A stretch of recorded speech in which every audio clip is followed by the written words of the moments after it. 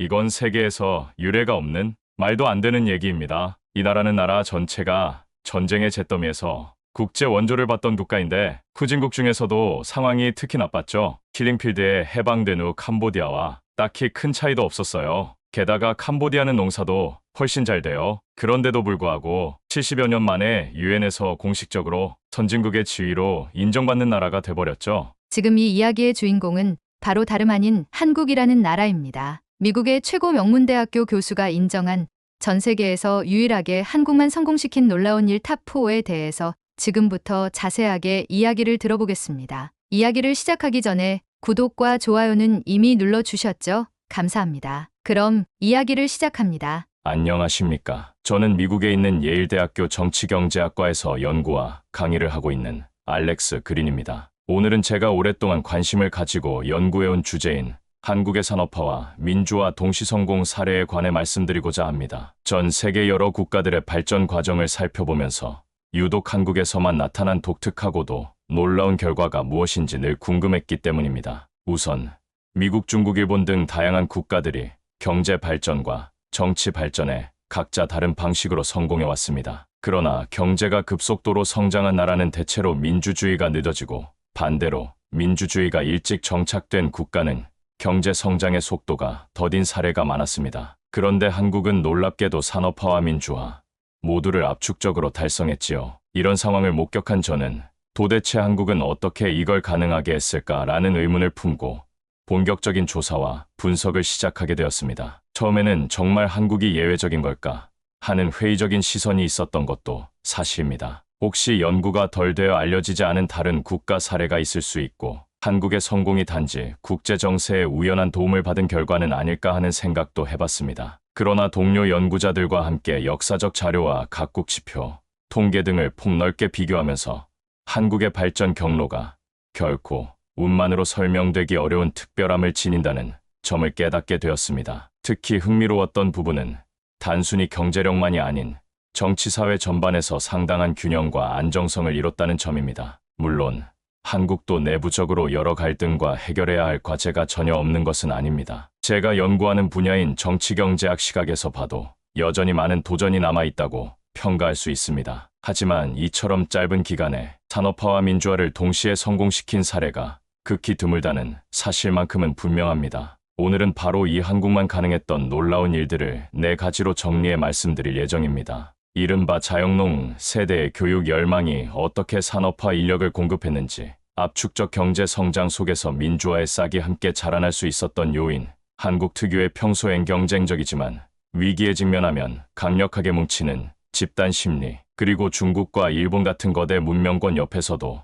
자주적 정체성을 잃지 않았던 지정학적 배경을 차례대로 살펴보려 합니다. 제가 이 4가지 주제에 집중한 이유는 한국에서 관찰되는 여러 성공 요인을 압축해 보여주기 때문입니다. 세계 여러 나라와 비교할 때 한국이 왜 이처럼 독보적인 발전 패턴을 보여줄 수 있었는지 이해하는 데 큰 힌트가 되기도 하죠. 오늘 다룰 내용들은 비단 한국인에게만 의미가 있는 것이 아니라 다른 나라의 발전 경로와 정책 제안에도 중요한 시사점을 준다고 믿습니다. 저 역시 연구자로서 아직 다 밝혀지지 않은 부분들이 많다고 생각하고 있어 이곳에서 여러분과 함께 고민하고 새로운 관점을 나누는 계기가 되면 좋겠습니다. 여러분께서 한국의 사례를 더욱 깊이 이해하시려면 먼저 세계 각국이 어떤 과정을 거쳐 산업화와 민주화를 이루었는지 살펴볼 필요가 있습니다. 흔히 많은 국가들은 경제 성장과 정치적 자유 중 한쪽을 우선시키는 경향을 보여왔습니다. 그 결과 민주주의가 자리 잡기 전에 경제부터 급속도로 성장하거나 혹은 정치적 제도를 먼저 다진 뒤에 점진적으로 산업화를 추진하는 사례가 역사적으로 많았습니다. 대표적으로 미국을 살펴볼 수 있습니다. 미국은 건국 초기부터 비교적 민주주의 전통이 자리 잡았지만 19세기 내내 지역 간 경제 구조 차이로 인해 잦은 내부 갈등을 겪었고 산업화도 점진적으로 진행되었습니다. 남북전쟁과 대공황, 세계대전 등을 겪으면서 강력한 경제 대국으로 성장했으나 이 과정에서 민주주의 체제를 유지보완하는 데 상당한 시간이 들었습니다. 겉보기에는 경제 발전과 민주주의가 나란히 가는 듯 보이지만 실제로는 오랜 역사적 누적을 통해 가능해진 결과라고 할 수 있습니다. 중국을 보면 전혀 다른 양상이 나타납니다. 중국은 1970년대 말부터 개혁개방 정책을 펼치면서 매우 빠른 속도로 산업화를 이루었습니다. 대규모 인구를 활용한 제조업 경쟁력과 국가 주도 정책이 맞물려 세계 공장 역할을 하게 되었고, 이 덕분에 경제 지표가 급상승했습니다. 그러나 한편으로는 정치적 자유나 다원적 의사 결정이 충분히 보장되었다고 보기는 어렵습니다. 즉, 경제 성장은 폭발적이지만 민주주의 수준은 여전히 제한적인 상태입니다. 이와 같은 권위주의적 발전 모델은 한국처럼 민주화와 산업화가 동시에 이루어진 사례와는 근본적으로 다릅니다. 러시아를 포함한 공산권 국가들도 마찬가지로 국가 주도하에 군수산업과 특정 산업 분야를 급속히 키웠지만 정치적 자유가 억압되었습니다. 이들은 강제 동원과 계획 경제를 통해 일정 기간 동안 경제적 성장을 달성했으나 민주주의 발전과는 크게 괴리된 체제가 유지되었지요. 결국 공산권 붕괴 이후 민주화가 시도된 지역도 있으나 불안정한 과도기를 겪는 사례가 많습니다. 이는 강력한 경제 성장과 자유로운 정치 체제가 동시에 자리 잡기 얼마나 어려운 일인지를 보여주는 대표적인 예입니다. 일본은 산업화를 비교적 일찍 이룬 동아시아 국가로서 군국주의 시대를 거친 뒤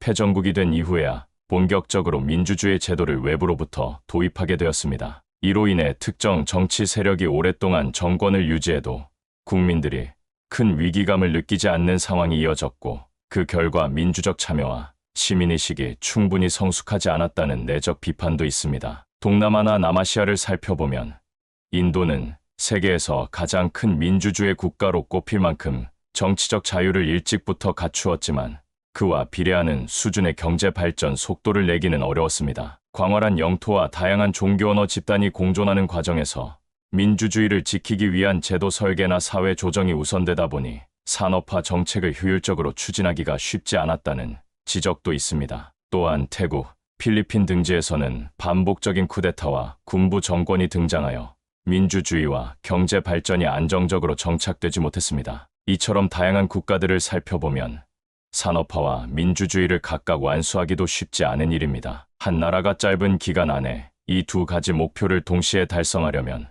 국제 정세나 자원, 인적 자본, 문화적 특성 등 여러 요소가 매우 유리하게 결합되어야 합니다. 실제로 이런 복합 조건이 충족된 사례는 드뭅니다. 그렇다면 짧은 기간에 빠른 경제 성장과 정치적 자유를 동시에 달성한 한국은 어떻게 설명해야 할까요? 앞서 살펴본 예들과 달리 한국은 폐허가 된 전쟁 직후에도 고속 성장을 이어갔으며, 민주화 운동 역시 폭넓은 시민의 동력을 기반으로 짧은 시간에 폭발적으로 전개되었습니다. 이것을 단순히 시기적 운으로 치부하기에는 여러 문화적 구조적 특수성이 복합적으로 작용한 것으로 보입니다. 한국이 산업화와 민주화를 동시에 달성할 수 있었던 배경에는 오랜 세월에 걸쳐 형성된 특수한 역사문화적 토대가 자리 잡고 있습니다. 이 토대는 단순히 외부 지원이나 특정 정권의 정책만으로 설명하기에는 부족할 정도로 사회 전반에 깊이 뿌리를 내리고 있습니다. 먼저 한반도의 지정학적 위치를 언급하지 않을 수 없습니다. 한국은 동아시아 대륙의 변방에 위치하면서도 중국, 일본 등 강대국 사이에서 수많은 외세 침략과 도전을 겪었습니다. 이를 통해 사람들은 살아남기 위해서는 스스로를 지켜야 한다는 집단적 의식을 점차 강화해왔습니다. 이러한 역사적 경험은 평소에는 경쟁적일지라도 재난이나 전쟁 등 국가적 위기 상황에서는 공동체적으로 단합하는 문화를 낳았지요. 또한 조선시대부터 이어진 유교 전통은 한국인의 교육열과 가족 중심 사고에 큰 영향을 미쳤습니다. 관직 시험을 통해 신분 상승이 가능했던 과거 제도는 시간이 흘러 일제강점기와 해방 이후까지도 학업을 통한 성공이라는 인식을 사회 곳곳에 스며들게 했습니다. 이는 국가적으로 어려운 상황에서도 부모가 자녀 교육에 과감히 투자하게 되는 원동력이 되었고, 훗날 고학력 인재층이 산업화와 민주화를 이끌어가는 밑거름이 되었습니다. 일제강점기의 경험은 한반도 사람들이 또 한 번 극심한 시련을 겪는 시기였습니다. 식민 통치를 통해 경제적 문화적 주권을 빼앗긴 상황에서도 한국인들은 집단적 저항과 독립운동을 전개하며 민족 정체성을 지키려 했습니다. 이때 형성된 우리가 뭉쳐야 살아남는다라는 공감대는 해방 이후 국가 재건 과정에서도 중요한 역할을 했습니다. 비록 광복 직후에는 남북 분단과 한국전쟁이라는 대규모 파국을 겪었지만 전쟁의 폐허 위에서도 더 이상 뒤처질 수 없다는 절박한 심리와 우리만의 힘으로 일어서야 한다는 의지가 결합되어 급속한 재건과 경제 성장을 추진하는 원동력이 되었습니다. 특히 해방 직후 실시된 농지개혁은 한국 사회의 경제사회 구조를 근본적으로 바꿔놓은 결정적 사건이었습니다. 소작농 비율이 높았던 시절, 대다수 농민들은 지주에게 수탈당하며 생계유지가 어려웠습니다. 하지만 농지개혁을 통해 토지를 직접 소유하게 되면서 이제 농민들은 정당한 소득을 확보하고 그 일부를 자녀 교육에 쏟아부을 수 있었습니다. 이러한 투자로 자란 세대가 훗날 산업화 인력으로 활약하고 시민의식도 더욱 높은 수준으로 끌어올린 것입니다. 아울러 한국의 사회문화적 유연성도 주목할 만합니다. 과거에는 유교적 질서가 엄격했지만 전쟁과 급변하는 국제환경 속에서 서구식 제도와 사상도 적극적으로 받아들였고 이를 재해석해 한국적 방식으로 흡수했습니다. 가령 권위주의 정부 시절에는 강력한 국책 사업을 추진하면서도 동시에 시민사회 내에서는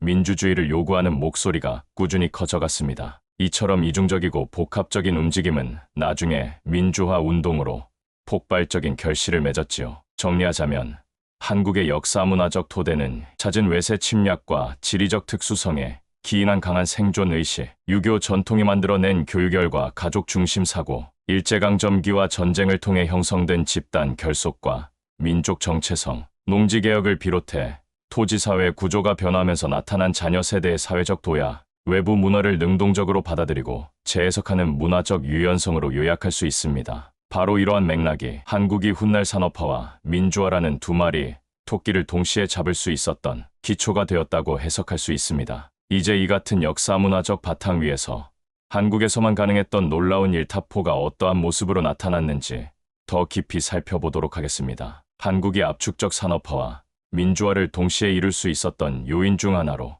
자영농 세대의 탄생을 빼놓을 수 없습니다. 자영농 세대란 해방 이후 농지개혁을 통해 소작농에서 자영농으로 전환한 대다수의 농민층을 일컫는 말입니다. 이들은 이전 시대와 달리 직접 소유한 토지에서 농사를 지으며 자신이 벌어들인 소득을 온전히 사용할 수 있게 되었습니다. 무엇보다 가장 큰 변화는 자녀 교육에 대한 적극적인 투자로 이어졌다는 점입니다. 과거 소작농 시절에는 지주에게 소출을 거의 빼앗기다시피 했기 때문에 교육비 마련이 사실상 불가능했습니다. 하지만 농지개혁을 통해 기본적인 생계가 보장되자 농민들은 더 나은 미래를 위해 자녀들에게 공부할 기회를 물심양면으로 제공했습니다. 이는 한반도 역사상 처음으로 대규모 농민 자제들이 학교 교육을 받을 수 있는 토대를 마련한 것이었습니다. 흥미로운 것은 이렇게 교육받은 자녀 세대가 성장하면서 한국의 산업화를 견인하게 되었다는 사실입니다. 이들 중 상당수는 도시로 진출해 공장 노동자나 기술자로 일하며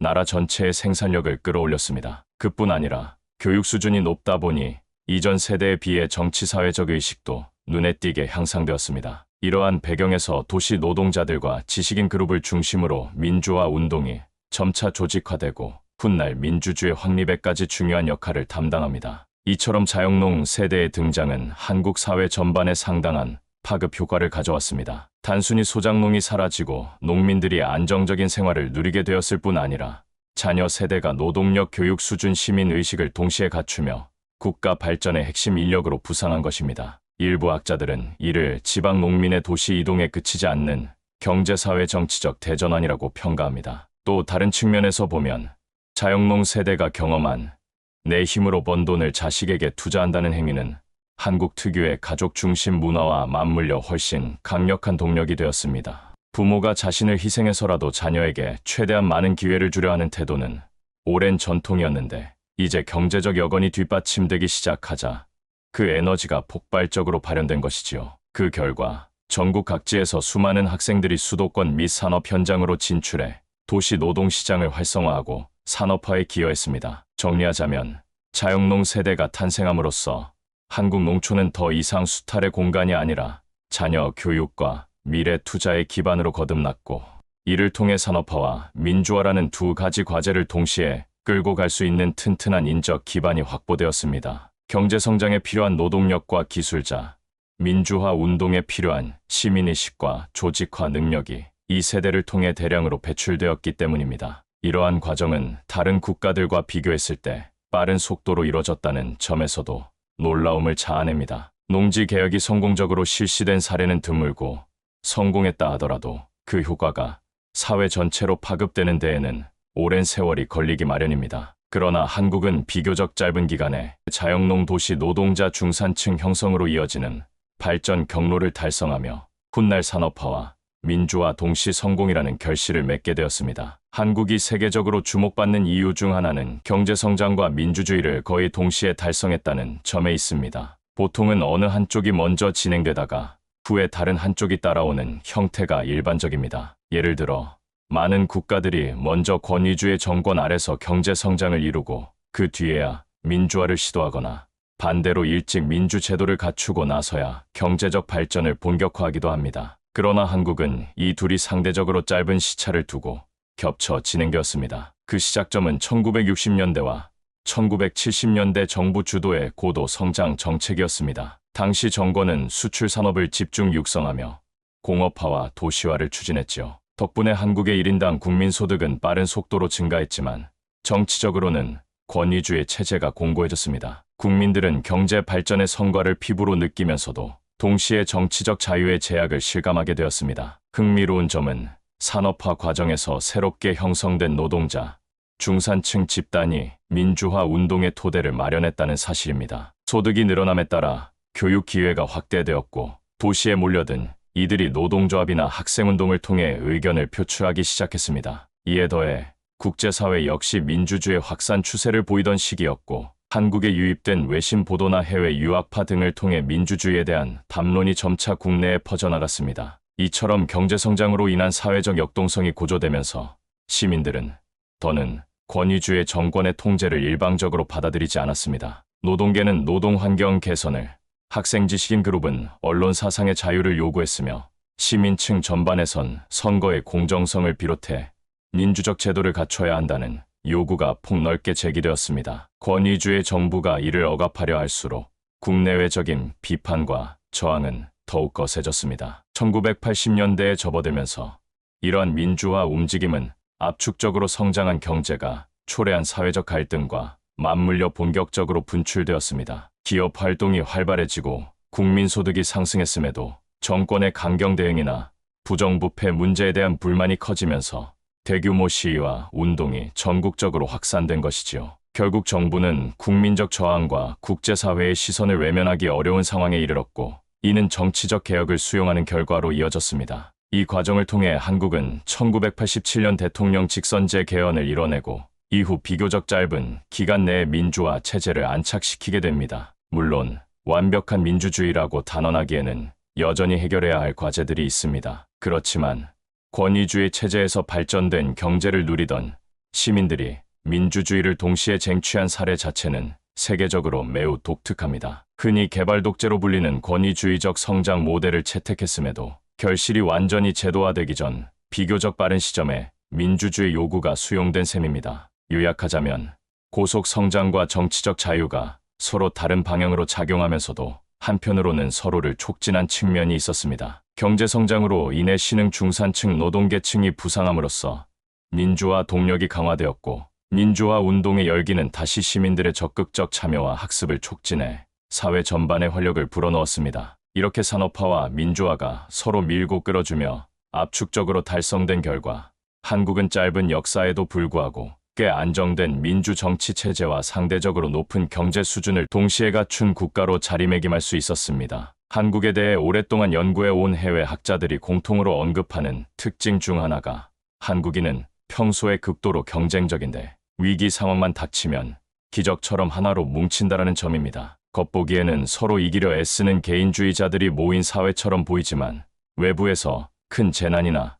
국가적 위협이 발생하면 마치 스위치가 켜진 듯 놀라운 결속력을 발휘한다는 것이지요. 이러한 이중성은 역사적 문화적 배경 속에서 형성된 것으로 해석할 수 있습니다. 한국은 지정학적으로 강대국 사이에 놓여 끊임없는 침략 위협에 시달렸고 20세기에만 해도 식민 통치와 전쟁을 겪었습니다. 생존 자체가 위태로웠던 환경에서는 어떻게든 살아남기 위해 서로 뭉쳐야 한다는 집단의식이 강해질 수밖에 없었습니다. 반면 안정기가 찾아오면 개인의 성취를 통해 더 나은 삶을 영위하고자 하는 욕구가 앞서면서 경쟁적 태도가 부각되기도 합니다. 이처럼 경쟁과 결속이 교차하는 문화는 현대사 곳곳에서 목격할 수 있습니다. 예를 들어 1997년 외환위기 당시 진행된 금 모으기 운동은 수많은 시민이 개인적인 보물을 내놓아 국가 부도를 막고자 했던 사례로 해외 언론마저 이런 일이 과연 가능한가라며 경탄을 금치 못했습니다. 마찬가지로 태안기름 유출 사고나 코로나19 초기의 방역협조 또한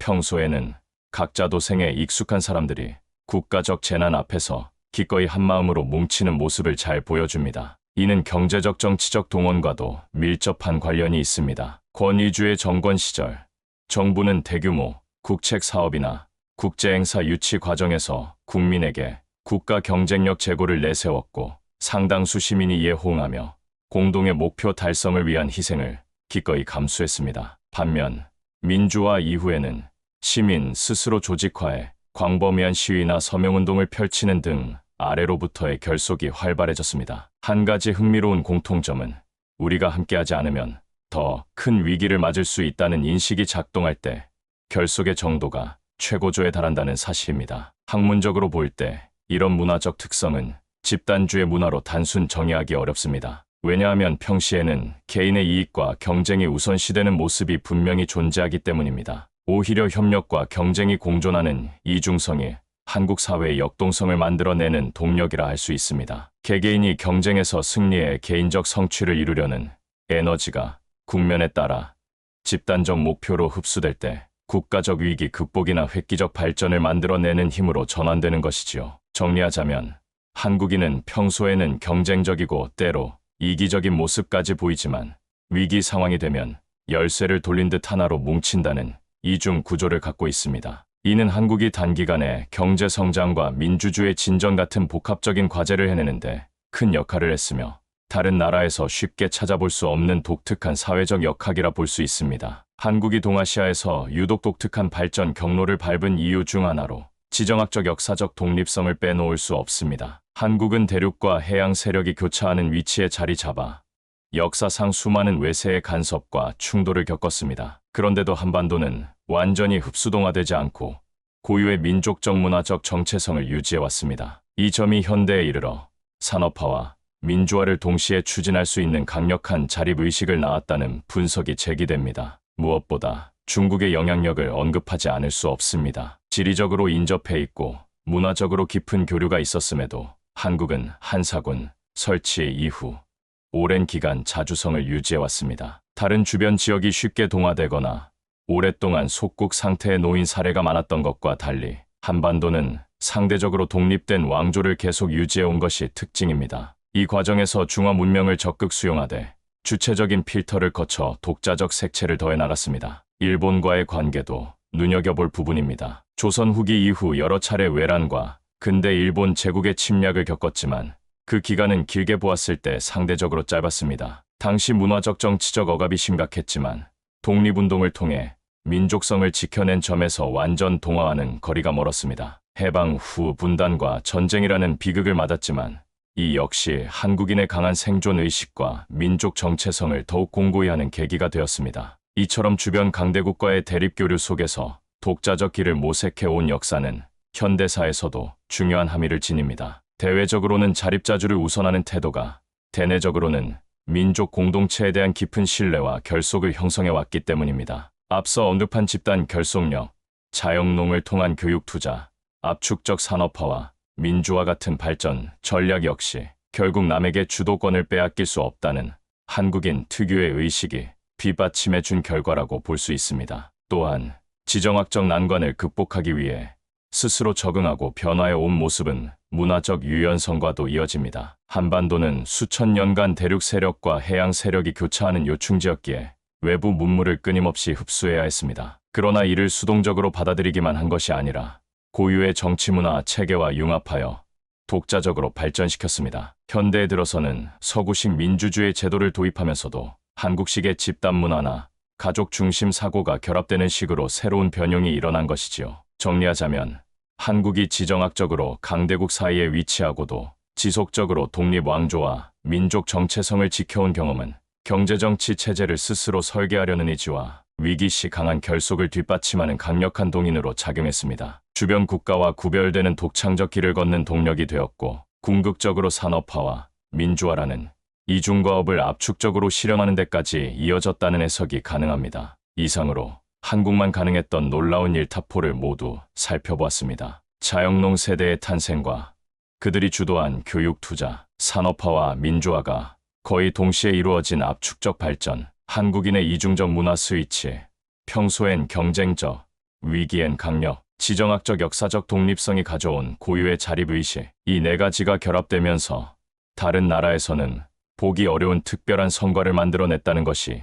이번 장에서 강조하고 싶은 핵심입니다. 종합하면 한국의 발전 모델은 권위주의적 고속 성장과 시민이 주도한 급진적 민주화가 아주 짧은 시차로 연속적으로 발생했다는 데 특별한 의미가 있습니다. 이는 자영농 세대의 교육열, 경제 성장으로 형성된 도시 노동 중산층, 위기 앞에서 뭉치는 결속 문화, 역사적으로 다져진 독립적 의식 같은 요소들이 함께 작용했기 때문에 가능했습니다. 앞서 한국이 산업화와 민주화를 동시에 이뤄낸 여러 요인을 살펴보면서 사람들이 어떻게 생각하고 행동하느냐가 얼마나 중요한지 확인할 수 있었습니다. 이번에는 그런 한국인의 집단 심리를 좀 더 구체적으로 들여다보겠습니다. 이미 말씀드렸듯 한국 사회에는 평소에는 극도로 경쟁적이면서도 갑작스러운 위기 앞에서는 놀라울 정도로 결속하는 역동성이 공존합니다. 그런데 이를 단순히 정체성이 이중적이다라는 말만으로 설명하기에는 조금 더 복합적인 문화적 맥락이 깔려 있습니다. 먼저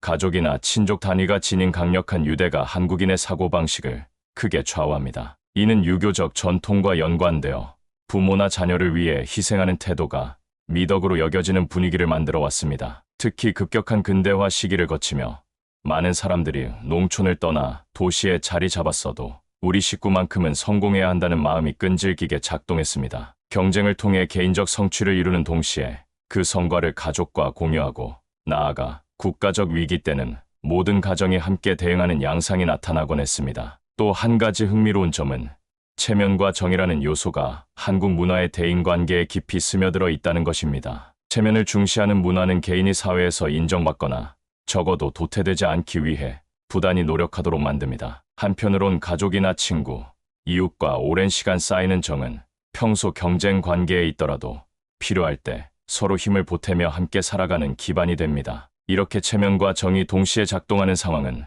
외부 관찰자에게 이 사회가 정말 개인주의적인가 아니면 집단주의적인가라는 혼란을 줄 수 있지만 사실 그 경계가 유연하게 공존하기 때문에 산업화 민주화 같은 대규모 변혁도 빠르게 가능해진 것이라는 분석이 있습니다. 빨리빨리 문화라고 불리는 한국 특유의 속도전 역시 이 집단 심리와 무관하지 않습니다. 일찍이 전쟁과 빈곤을 겪으면서 한국인들은 효율과 속도를 중시하는 태도를 갖추게 되었습니다. 이는 개인의 업무 처리나 기업 문화 등에 녹아들어 단기간에 경제 발전을 이끌어내는 데 큰 영향을 주었지요. 흥미로운 점은 사람들이 빠르게 움직이고 성과를 내야 할 때는 무척 치열하고 각계약진을 하다가도 국가적 프로젝트나 외부 위협이 생기면 속도감을 그대로 협력 체제로 전환한다는 것입니다. 이처럼 한국인의 집단 심리는 유교적 전통, 가족 중심 사고, 정과 체면, 문화 등이 어우러져 형성된 독특한 결과물입니다. 그래서 개인 간 경쟁이 심할 때는 극도로 이기적으로 비칠 수 있고 위기 극복 국면에서는 이보다 더 협동적일 수 없다고 말할 정도로 똘똘 뭉치는 상황이 벌어지곤 합니다. 다시 말해 경쟁과 협력이라는 두 축이 동시에 작동하는 구조가 한국 사회를 한층 역동적으로 만든다고 볼 수 있습니다. 바로 이 점이 일반적으로 경제 성장과 정치 발전이 어느 한쪽에 치우치기 쉬운 여타 국가들과 구별되는 문화적 근간이 된다고 하겠습니다. 산업화 시기에 개인의 노력과 성취가 극대화되어 성장을 앞당겼다면 민주화 국면에서는 집단적 저항과 연대의식이 폭넓게 발현되었습니다. 이런 심리문화적 특수성이 없었다면 한국이 짧은 기간 안에 경제정치 양면에서 두드러진 성과를 내기는 어려웠을 것이라는 게 학계의 공통된 견해입니다. 이제까지 살펴본 한국의 압축적 산업화와 민주화, 그리고 독특한 문화 심리적 배경은 해외 학계에서도 꾸준한 관심 대상이 되어 왔습니다. 정치학, 사회학, 경제학 등 다양한 분야에서 왜 한국만 가능했는가라는 물음은 흥미로운 연구 과제로 여겨지고 있으며 최근에는 비교정치학이나 개발경제학 교과서에서도 한국 사례를 주요하게 다루곤 합니다. 외부 압력과 국내 요구가 결합되어 권위주의에서 벗어날 수 있었던 결정적 계기는 무엇인가 등이 계속해서 논의되고 있습니다. 이 같은 한국 사례는 한 나라의 발전을 더 다차원적으로 이해해야 한다는 교훈을 주며 후발 국가들에게도 다양한 정책 제도적 아이디어를 제공해 줄 수 있다고 평가받습니다. 지금까지 한국이 어떻게 산업화와 민주화를 동시에 달성하게 되었는지, 그리고 그 배경과 문화적 특수성, 해외 학계의 평가 등을 간략히 살펴보았습니다. 결론적으로 한국의 발전 사례는 단순한 성장 민주화 혹은 민주화 성장 같은 직선적 도식으로 설명하기 어려울 만큼 다층적인 역사, 문화, 정치, 경제 요인이 서로 맞물려 이뤄낸 결과라고 할 수 있습니다. 시간이 흐를수록 한국 사회가 더 성숙해지고 다양해지는 과정에서 어떤 새로운 과제들이 부상하고 있는지도 함께 살펴볼 필요가 있습니다. 가령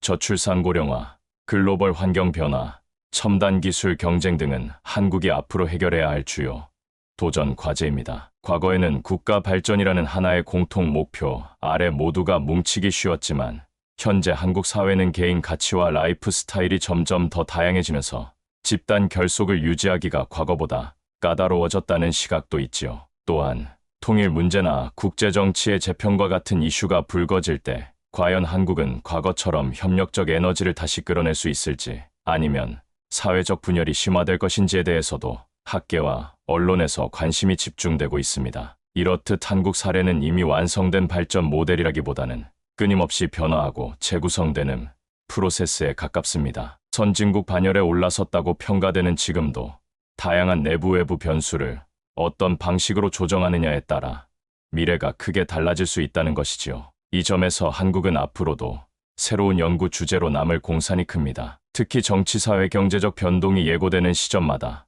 다른 나라들과는 또 다른 양상으로 한국만의 방식을 보여줄 수도 있기 때문입니다. 최종적으로 한국의 산업화 민주화 동시 성공은 세계 각국에 정말 불가능하다고 여겨진 목표도 여러 요인이 복합적으로 작용하면 단기간에 달성할 수 있다는 희망 섞인 메시지를 전해줍니다. 동시에 과거에 거둔 성취만 믿고 안주하기엔 새롭게 대두되는 문제들이 만만치 않다는 점도 시사합니다. 한국이 걸어온 길과 앞으로 마주하게 될 도전을 함께 고민해 보신다면 좋겠습니다. 오늘 준비한 내용은 여기까지입니다. 한국을 연구하는 한 사람으로서 이 독특한 국가 사례가 다른 사회와 학계, 그리고 정책 담당자들에게 조금이라도 의미 있는 통찰을 제공할 수 있기를 바랍니다. 감사합니다. 오늘도 끝까지 시청해 주셔서 정말 감사합니다. 오늘은 예일대학교의 알렉스 그린 교수님이 들려주신 한국의 산업화 민주화 동시 발전 스토리를 살펴보았는데요. 압축 성장과 시민주도로 이룬 민주주의, 그리고 한국 특유의 문화와 역사적 배경까지 여러모로 흥미로운 이야기들이 많았습니다. 오늘 영상이 조금이라도 유익하셨다면